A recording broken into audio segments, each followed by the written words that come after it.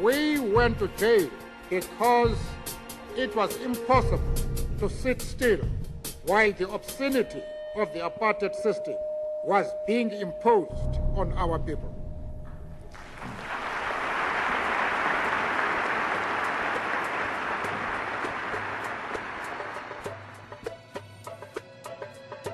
The United States is seen, quite correctly, as being the sole supporter of Israel, and that Israel would not be able to do what it is doing without American green light. The U.S.-Israeli relationship is really unique on Capitol Hill.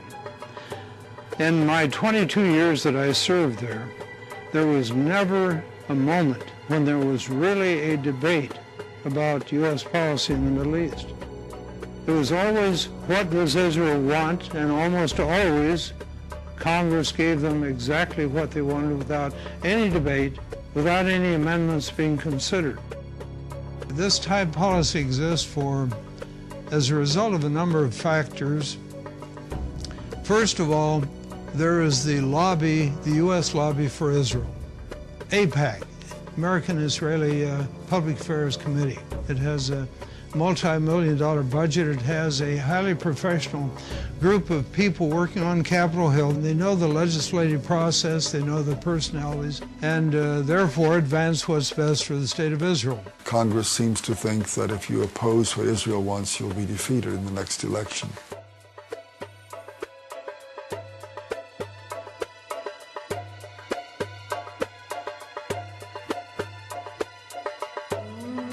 Another factor is the fundamentalist Christian community.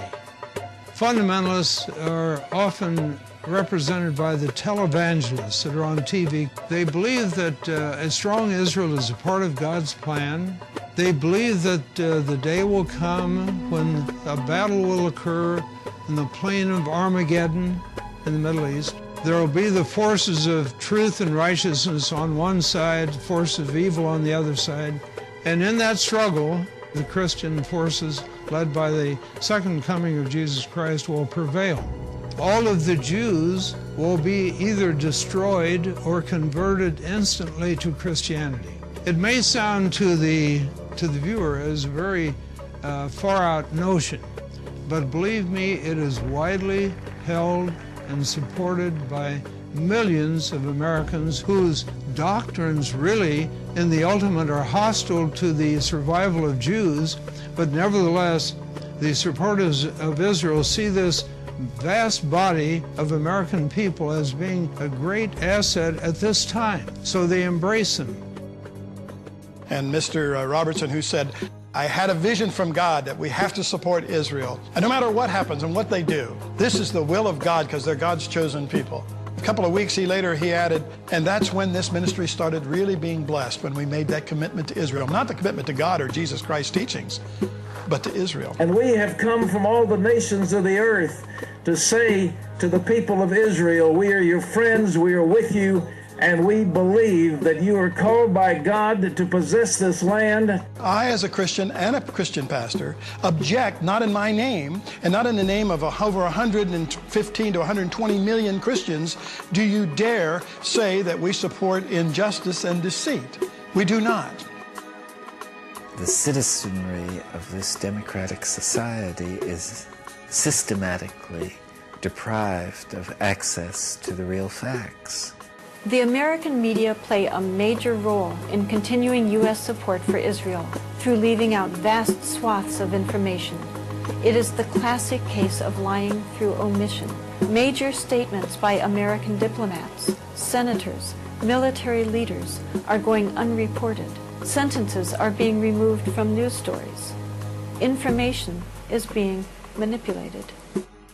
Those are the three factors that work together on Capitol Hill and lead to such total bias, such total absence of free speech, of open debate, that is, I think, very destructive to our institutions and to our best interests in world affairs. So Israel, for example, does not abide at all by international law. The entire occupation is illegal. It's a violation, in particular, of the Fourth Geneva Convention.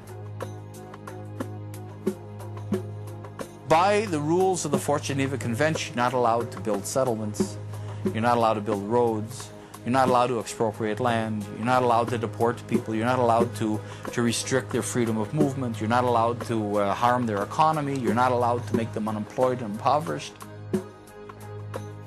But everything that Israel does in the occupied territories, U.S. taxpayers are paying for. The U.S. gives the financing, it gives the military support. Israel receives as much foreign economic assistance as all the countries combined in the world.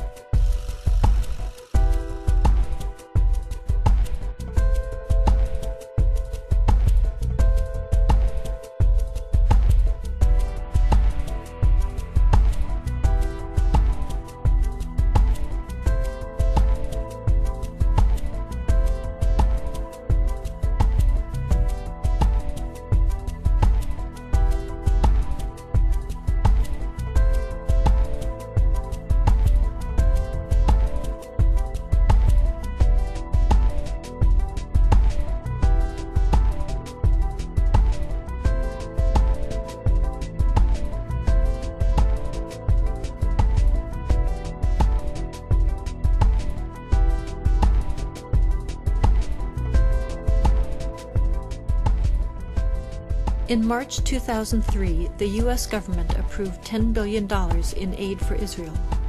At the same time, it withheld a $3.5 billion grant to upgrade the training of first responders, those who would be first to respond to a terrorist attack.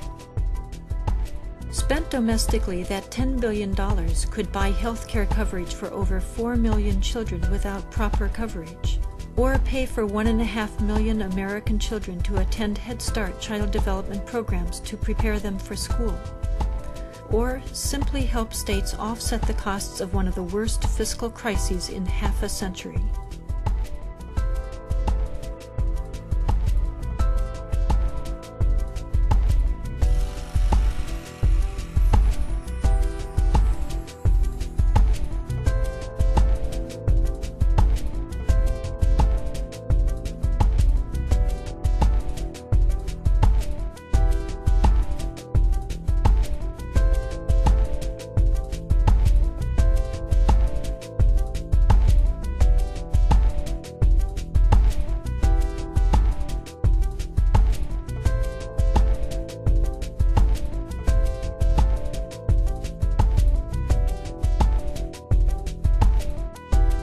One of the reasons that the American commitment to Israel is so strong, that it's not only reflecting the impact of well-organized pro-Israeli lobbies, but it also represents the views of the Pentagon that sees Israel now as an indispensable strategic ally in the effort to control and exert influence throughout the region.